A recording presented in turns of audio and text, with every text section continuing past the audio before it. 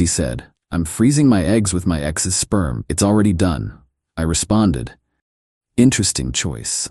Then I had my vasectomy reversed and started dating her fertility doctor's receptionist. When she went for her next appointment, I, 38 male, found out about the eggs on a random Thursday afternoon.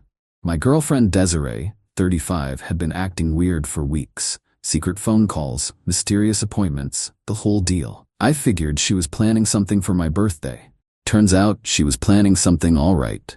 We were eating takeout when she dropped it. I need to tell you something. I've been freezing embryos with Garrett's sperm. It's already done. Garrett, her ex-fiancé, who she'd been with for 7 years before we met. The one she claimed was ancient history. I put down my chopsticks. Embryos, with your ex. Yes, I needed a backup plan. You had a vasectomy, remember? What if we don't work out? I'm 35. We've been together for 2 years, Des. Exactly. Only 2 years. Garrett and I had 7 years of history.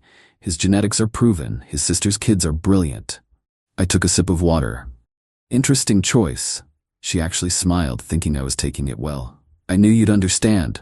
You're so rational about everything. It's just insurance, babe. Like, emotional insurance. How many embryos? 12. We made 12. When? Over the last 3 months. That's where I've been going on Saturdays. All those Saturdays she said she was at yoga retreats. Cool. Does Garrett know what these are for? She laughed. Actually laughed. Of course, he's excited about it. He says it's like we're keeping our options open. He even offered to pay half the storage fees. I nodded slowly. So you and your ex have been creating potential children behind my back for 3 months. Don't be dramatic. They're just cells right now. Cells you plan to potentially grow into humans. Only if things don't work out with us. It's not like I'm planning to leave you. But you're planning for when you do. She rolled her eyes. Every smart woman has a backup plan. Ask anyone. I finished my meal in silence while she chatted about the clinic, how professional they were, how Dr. Hendricks was so understanding about her situation. She even showed me the paperwork. 12 grade A embryos, frozen and waiting. That night, while she slept, I made my own appointment with Dr. Hendricks. Not for a consultation, for a vasectomy reversal. Update 1. The reversal surgery went smooth. Dr. Hendricks was interesting. Kept making comments about modern relationships and how complicated things were these days. His receptionist, Brooke, handled all my paperwork. She was professional, but I caught her eye roll when she saw Desiree's name in the system. Complicated situation? She asked carefully. You could say that. She printed my forms. Dr. Hendricks sees a lot of unique cases. Your girlfriend's was definitely memorable. Because of the ex thing? Because she brought him to 3 appointments. They wore matching future parents' t-shirts to the retrieval. What actual? Hell, I must have looked shocked because Brooke quickly added, I shouldn't have said that, HIPAA and all. No, I appreciate the honesty. Recovery was a bitch, but manageable. Des never noticed because she'd started spending more time with Garrett to discuss storage facility options.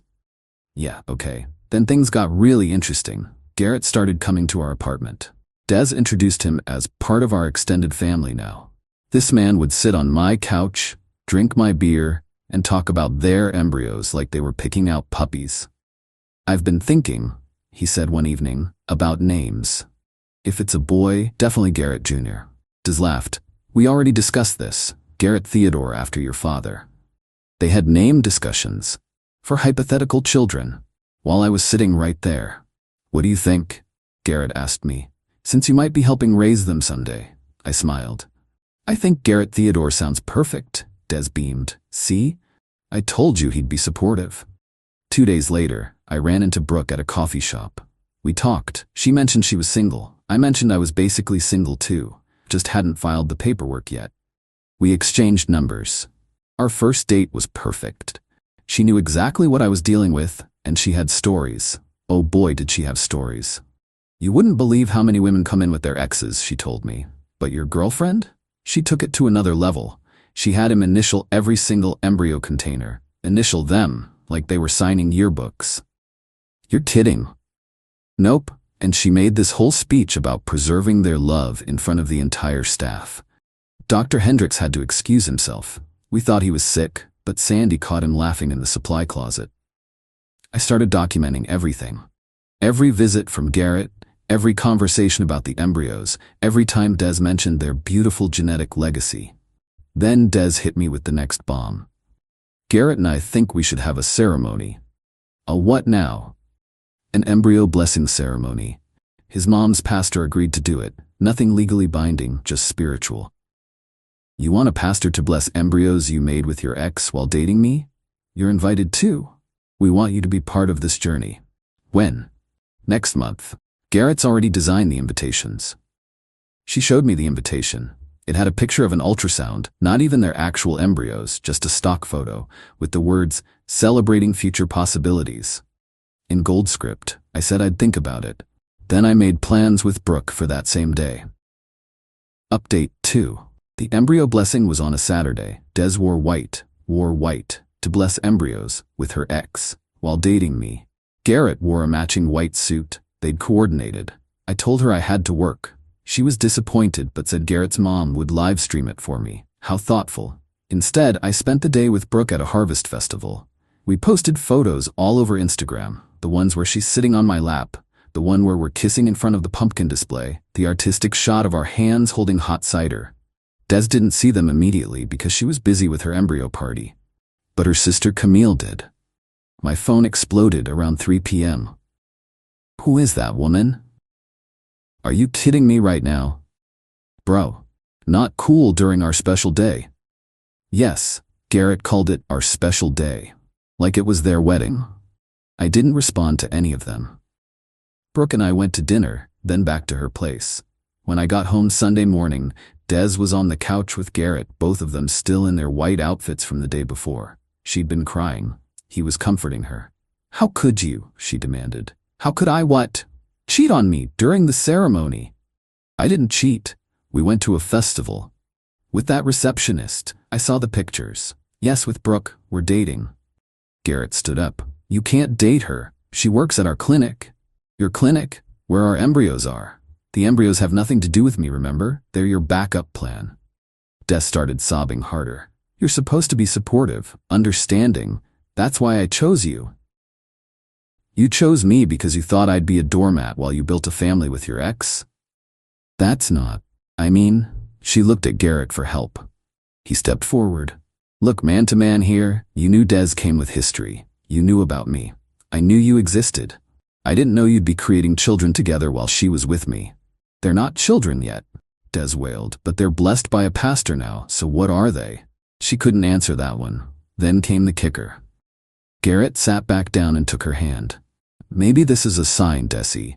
Maybe we should just be together, for the embryos. Desi. He called her Desi. And she didn't correct him. I've been thinking that too, she whispered. They both looked at me like I was supposed to leave my own apartment so they could discuss their embryo family in peace. Cool, I said. I'll pack your things. Update 3. Des moved in with Garrett that same week. But we weren't done yet. She had a scheduled appointment at the clinic for her hormone check. Apparently she'd been taking supplements to prepare her body, just in case she needed to use the embryos soon. How romantic. Brooke texted me, she's on the schedule for Thursday at 2 p.m. Just FYI. I happened to be there for my follow-up at 1:45. What a coincidence. Des walked in with Garrett and his mother. His mother, Eleanor, was carrying a binder labeled Grandchildren Planning, with tabs and everything. They saw me in the waiting room. Des froze. Garrett puffed up his chest. Eleanor looked confused. What are you doing here? Des demanded. Follow-up appointment. For what? Vasectomy reversal. The look on her face. You know that meme where the guy's brain just blue screens? That. You got it reversed? 6 weeks ago. But why? Wanted to keep my options open. You know, emotional insurance. Garrett stepped forward. That's manipulation. Like creating embryos with your ex while in a relationship? Eleanor finally spoke up. Who is this man? Her ex-boyfriend, ma'am, I said politely. No, Garrett is her ex. Oh. The realization was beautiful.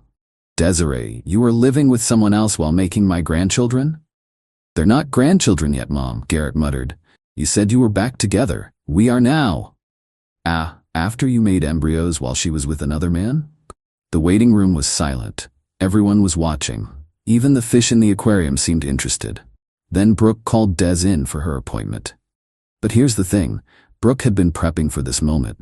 "Miss Thornton, there seems to be an issue with your account." "What issue?" "The credit card on file was declined for your storage fees."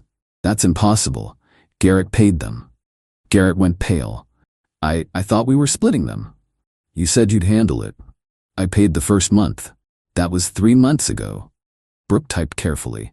"According to our records, you're past due by $2,400. The facility needs payment immediately or what?" Des shrieked. Dr. Hendricks came out. "Is there a problem?" "The storage fees," Brooke explained professionally. "They're significantly overdue." "Ah," he looked at Des and Garrett. "Well, you'll need to sort that before we can proceed with any treatments." "This is insane," Des turned to me. "Did you do this?" "Do what?" "Not pay your storage fees for embryos I'm not part of?" "You knew about this." "How would I know you two weren't paying your bills?" Eleanor pulled out her checkbook. "How much exactly?" "Mom, no," Garrett started. $2,400 for the past due, plus $800 for this month," Brooke said helpfully. $3,200? Eleanor's voice could have shattered glass. "For potential grandchildren that were made while you were dating someone else?" She snapped her checkbook shut and marched out. Garrett ran after her. Des stood there, shaking. "Your appointment?" Brooke prompted sweetly. I need to reschedule." "Of course. Though I should mention, the storage facility requires payment within 30 days or they'll need to make decisions about the embryos." Des left crying. I had my follow-up. Everything was healing great, and Brooke and I went for lunch after her shift. Final update. It's been 3 months now, and here's where everyone ended up.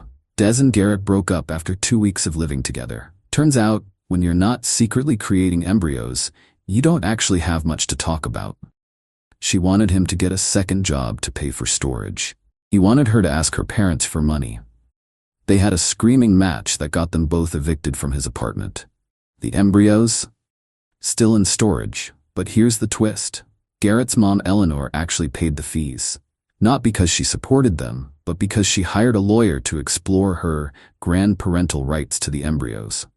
Yeah, that's a thing she's trying to make happen.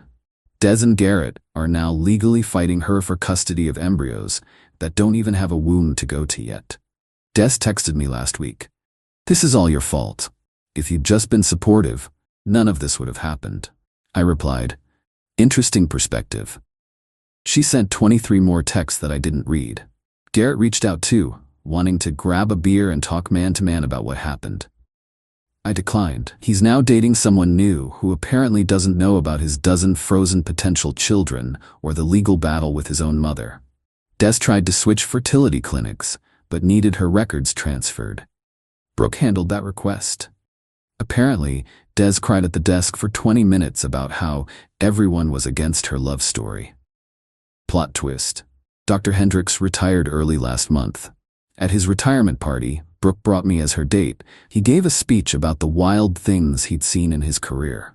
He didn't name names, but his story about matching t-shirts and embryo blessings had everyone in tears laughing. The best part? My reversal was successful. Brooke and I aren't trying for kids yet, but it's nice to know it's an option. A normal option. Without exes, blessings, or matching outfits involved. Des's sister Camille actually apologized to me last week. She said watching the whole thing unfold made her realize how insane her sister had been. She's now telling everyone that Des needs therapy, which Des calls betrayal at the highest level. Oh, and those professional photos from the embryo blessing? The photographer posted them on his portfolio with the caption, "When you thought you'd seen everything." They went viral in a wedding shaming group. Someone commented, "Is this performance art?" And honestly, looking back, maybe it was. Brooke and I are doing great. We're moving in together next month. Her coworkers call her the embryo homewrecker as a joke, which she finds hilarious. We're thinking about getting a dog. A normal dog. Not one that needs a blessing ceremony or has joint custody with an ex. Sometimes I think about those 12 embryos sitting in their frozen limbo while 3 adults fight over them in court, and I can't help but laugh. Somewhere out there, Garrett Theodore might never exist. And honestly, that's probably for the best. To answer the question everyone asks, no, I don't regret the reversal. Even if Brooke and I don't work out, at least I know my future family planning won't involve surprise embryos, white outfits, or anyone's ex initialing containers. And Des? Last I heard from mutual friends, she's joined a support group for women going through fertility trauma. She tells them about her ex who sabotaged her dreams by dating the receptionist. Nobody knows she's talking about the ex she was currently dating while making embryos with her other ex. Life's wild, y'all, but at least it's not bless 12 embryos with your ex while living with your current boyfriend.